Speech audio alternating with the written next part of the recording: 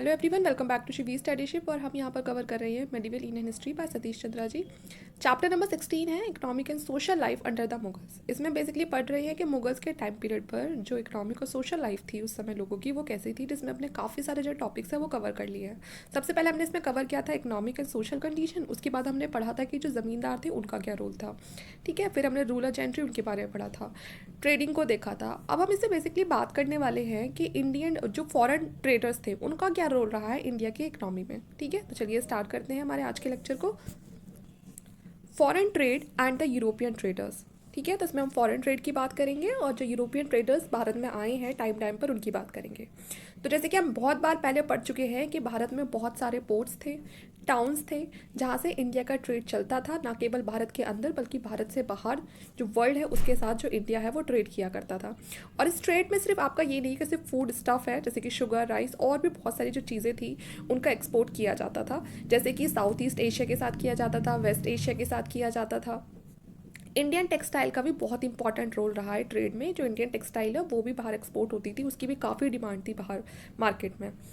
अब देखो यह इंग्लिश ने ऑब्जर्व करा फ्रॉम एडन टू एचन, ठीक है ना। एडन से लेके वेस्ट में, एडन से लेके एचन। एचन ये आपका अफगानिस्तान और पाकिस्तान का जो बॉर्डर वाला एरिया है उसको एचन बोलते हैं। यहाँ तक पूरा का पूरा जो इंग्लिश एजेंट है उसने बताया है कि every one was close in Indian textile, कि मतलब हर एक इंसान के पास जो टेक्सटाइल की बात करें, क्लोथिंग की बात करें, तो वो सिर्फ इंडियन टेक्सटाइल ही देखने के लिए मिलता था। This statement even though a little exaggerated for Egypt and Ottoman Turkey was also produce cotton, है ना। तो ऐसा नहीं था कि सिर्फ जो ये कॉटन का जो प्रोडक्शन हो रहा है, जो टेक्सटाइल हो रहा है, मतलब जो एक्सपोर्ट हो रहा है वो भारत से हो रहा है। भारत के अलावा भी उस टाइम पे और दूसरी कंट्रीज थी, जैसे कि इजिप्ट हो गया, ऑटोमन टर्की हो गया, इनका भी जो कॉटन वगैरह है वो प्रोड्यूस होता था और एक्सपोर्ट भी किया जाता था। It was this which made India the virtually manufactory of the Asian world excluding China. The only article which India needed to import were certain metal such as tin and copper. तो मतलब वो कह रहा है कि बहुत ही कम ऐसे item थे जो इंडियंस को मतलब इंडिया में इंपोर्ट करने की ज़रूरत थी, वरना इंडिया में काफ़ी कुछ चीज़ें पहले से ही थी। जैसे कि इंपोर्ट क्या करता था इंडिया, जैसे बाहर से मंगाना पड़ता था, जैसे कि कुछ मेटल्स हो गए, टिन हो गया, कॉपर हो गया, जो कि इनसफिशियंट था अगर इंडियंस को ब्रॉन्ज का प्रोडक्शन करना है तो उसके लिए टिन और कॉपर तो चाहिए ही। तो ये चीज़ें बाहर से आती थी।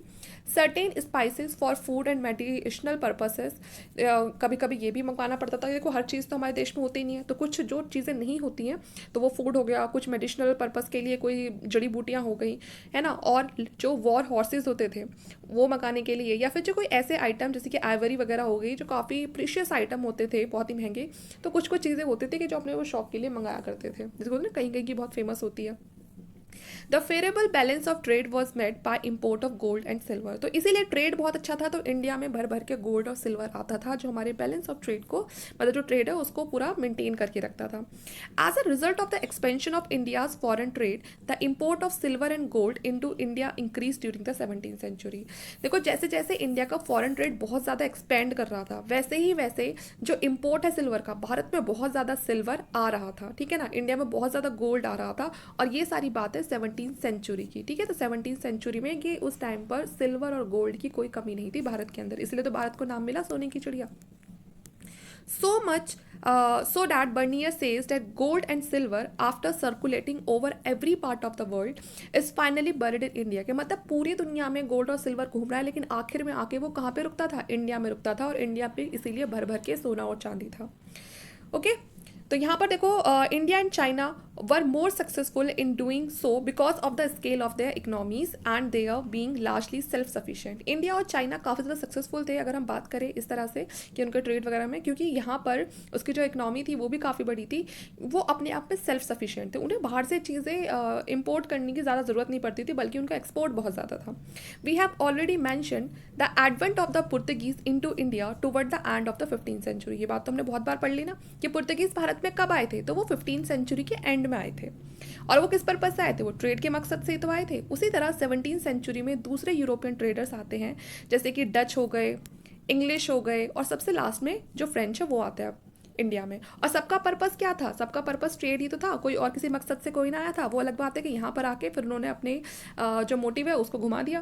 The enterprises was a direct result of the growth of the European economy and consequent upon a rapid expansion in the field of agriculture and manufacture. तो एंटरप्राइज को कहा गया है कि ये डायरेक्ट रिजल्ट था यूरोपियन की इकोनॉमी की ग्रोथ का, और धीरे धीरे हमें सबको पता है, हम बहुत बार पढ़ चुके हैं कि ऐसा रैपिड जो एक्सपेंशन है वो देखा गया बाद में एग्रीकल्चर और मैन्युफैक्चरिंग में. Portuguese power had begin to decline during the second half of the 16th century. 16th century के जो सेकेंड हाफ था उसमें जो पुर्तगीज की पावर थी वो कहीं ना कहीं कम होने लगी थी. क्यों कम होने लगी थी? क्योंकि अब इससे पहले तो वो अकेले काम कर रहे थे, उनका अकेला ट्रेड चल रहा था, लेकिन अब धीरे धीरे जो उनके कॉम्पिटिटर है वो आने लग गए थे. जैसे कि जो डच हैं उन्होंने मसूलीपट्टनम में अपनी फैक्ट्री स्टैब्लिश कर ली थी. फरमान भी मिल गया था, जो गोलकोंडा का रूलर थे 1606 में उनको 1606 में उनको फरमान भी मिल गया था गोलकोंडा के रूलर से. और साथ में उन्होंने जो स्पाइस आइलैंड है जावा और सुमात्रा वहाँ पर भी खुद को स्टैब्लिश कर लिया था.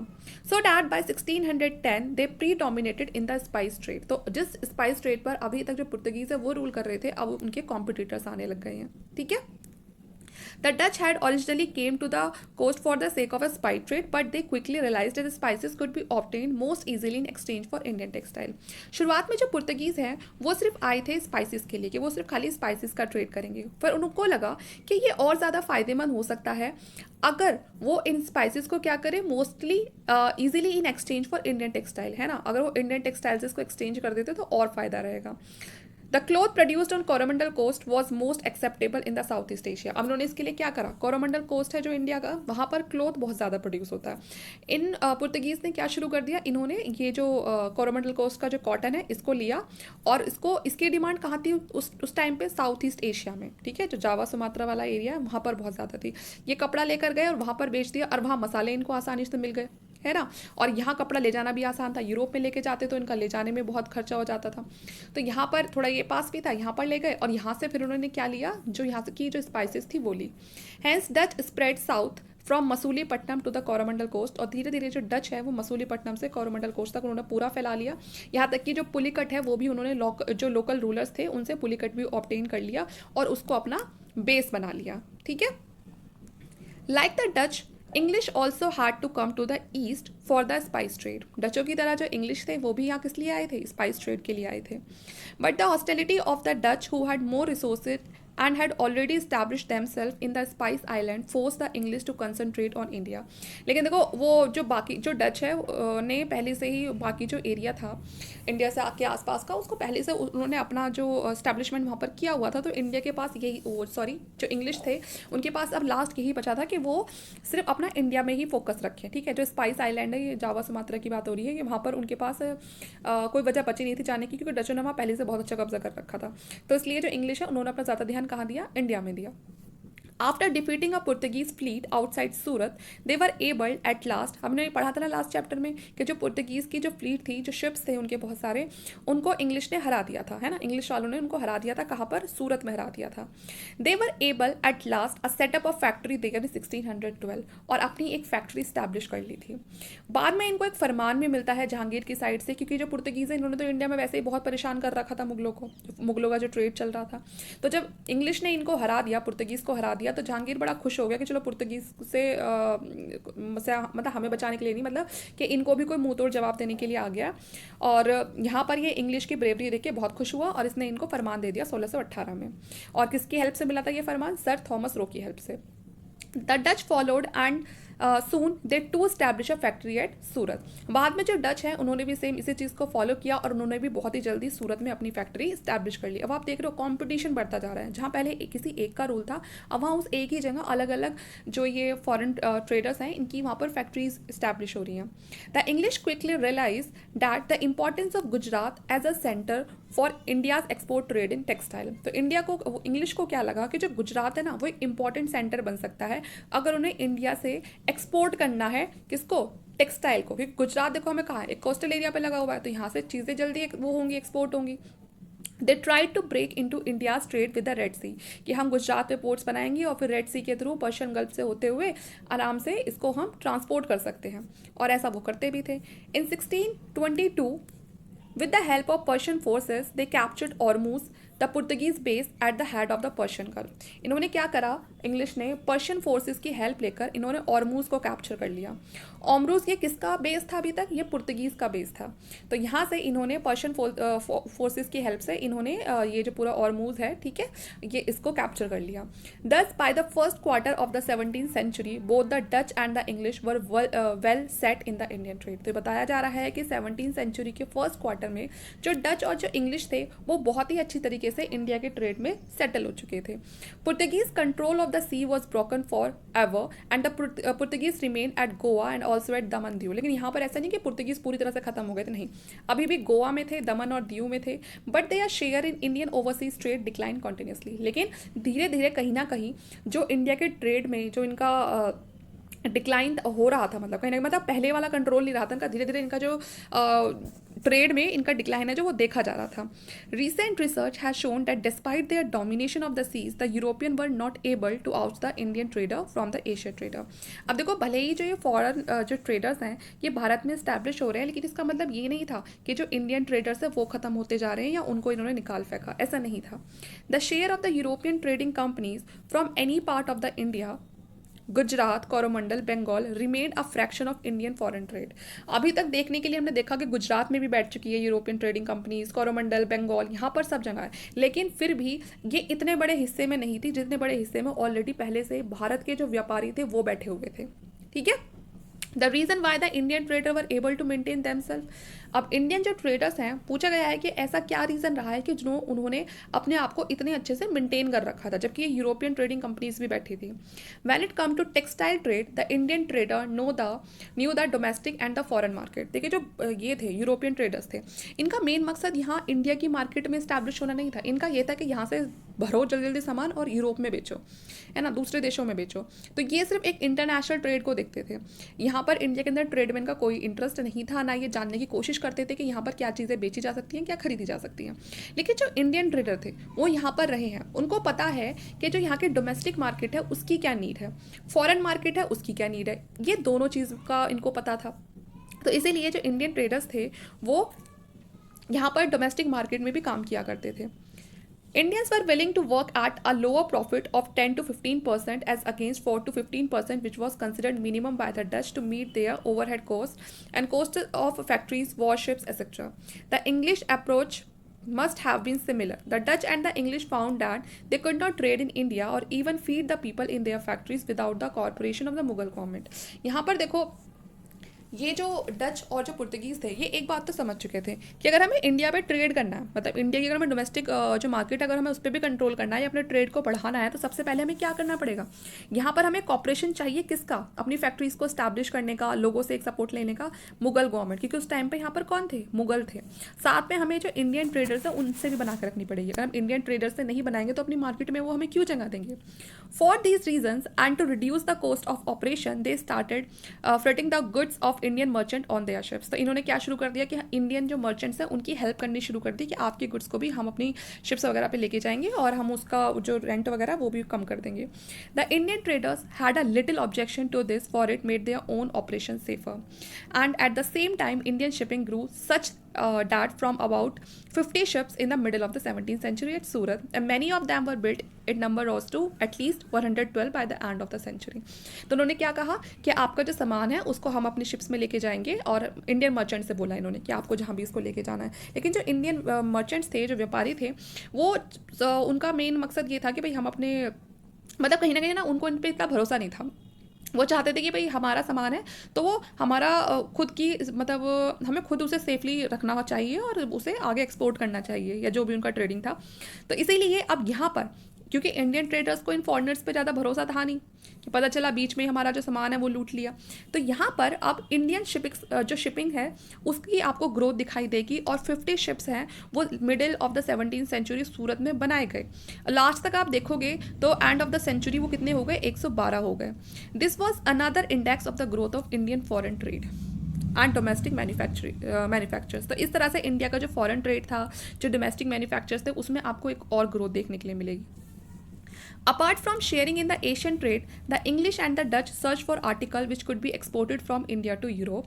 At first, the prime trade apart from the paper was indigo, which was used to color the woolen.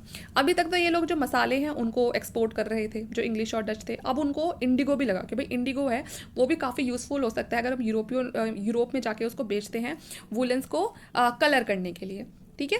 The indigo found most suitable was that produced at Sarkhej in Gujarat. और ये जो इंडिगो था ये सबसे ज़्यादा कहाँ का फेमस था उस टाइम पे? गुजरात सारखेज का और बयाना नियर आगरा.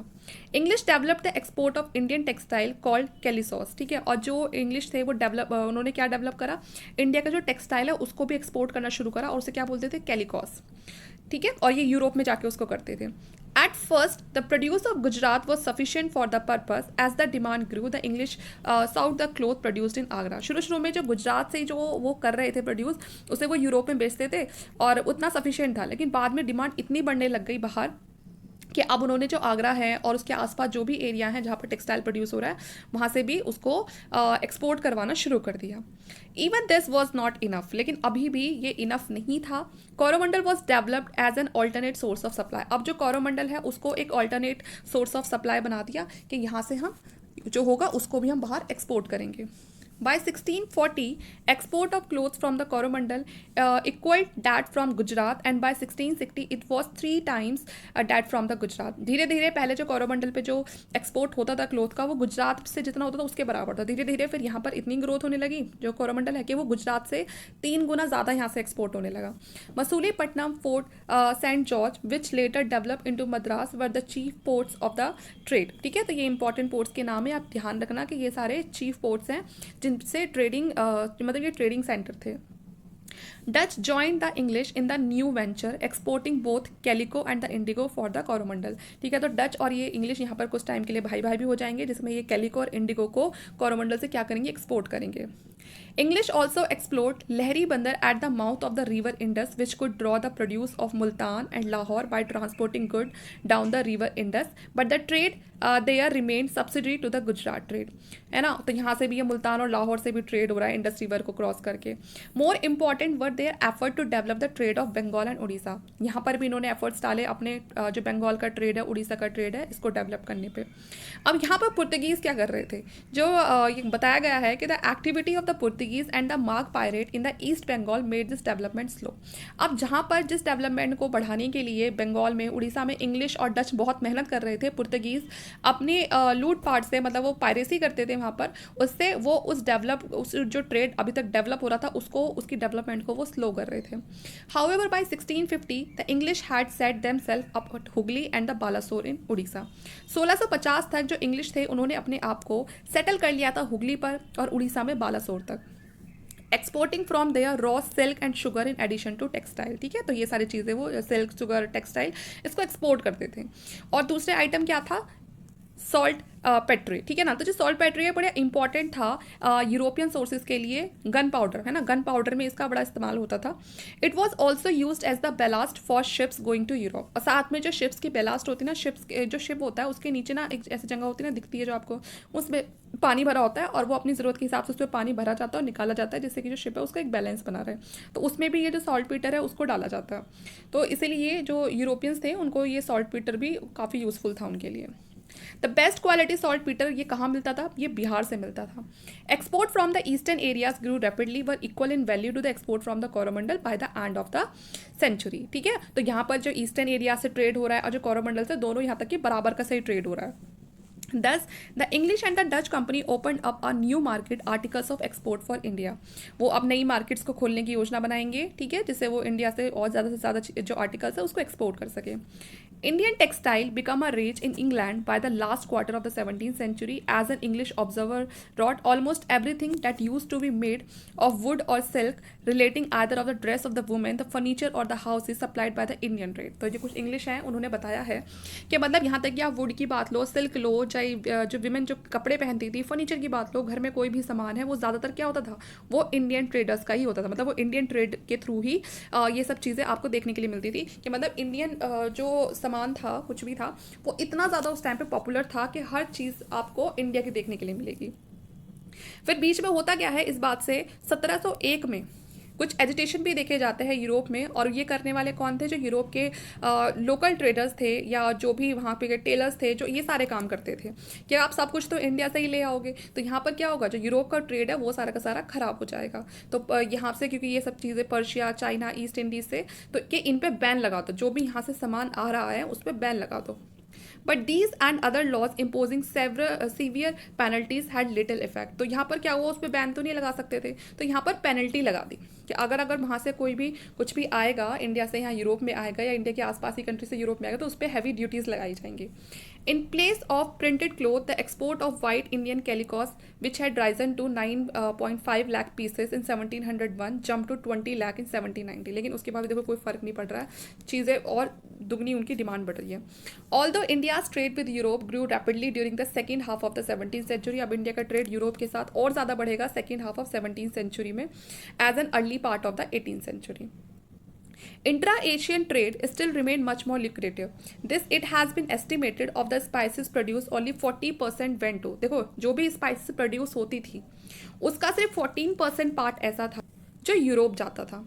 आप ये मत सोचो कि जितने भी स्पाइसेस हो रही है इंडिया के अंदर वो सारी की सारी बाहर एक्सपोर्ट हो रही, नहीं, जो होती थी उसका सिर्फ 14% पार्ट कहाँ जा रहा है, यूरोप में जा रहा है। The largest part being consumed in India and China. उसके अलावा 14% के बाद जो पार्ट बचता था वो कहाँ कंज्यूम होता था, इंडिया में और चाइना में।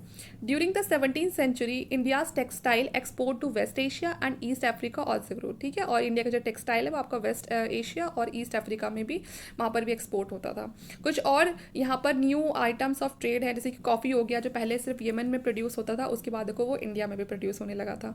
Lahore and Multan were the major centres for India's overland trade.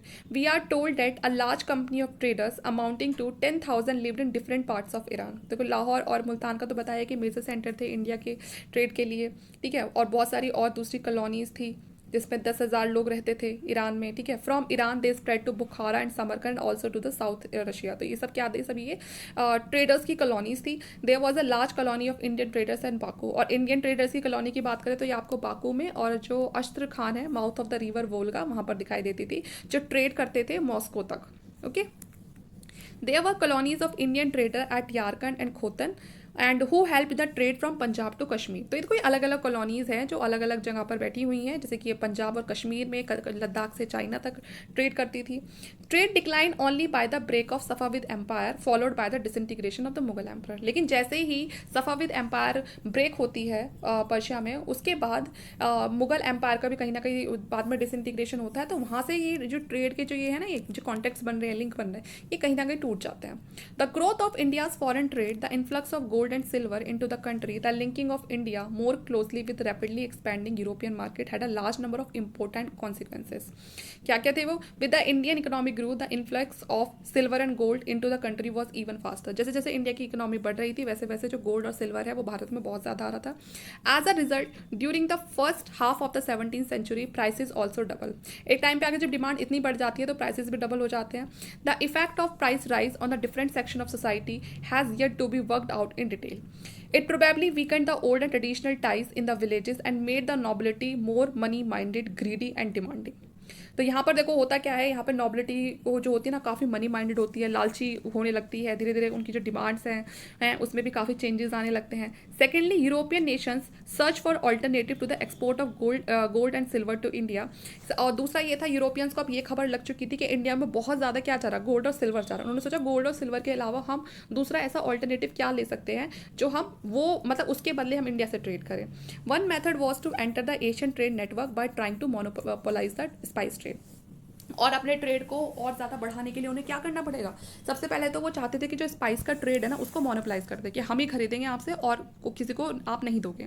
And trying to capture the Indian trade in textile, साथ में वो जो इंडिया का टेक्सटाइल वाला ट्रेड था उसको भी कैप्चर करना चाहते थे। As we have seen that they had only limited success in this field, लेकिन उनको पूरी तरह से जो सक्सेस है वो नहीं मिलती है इन फील्ड वगैरह में।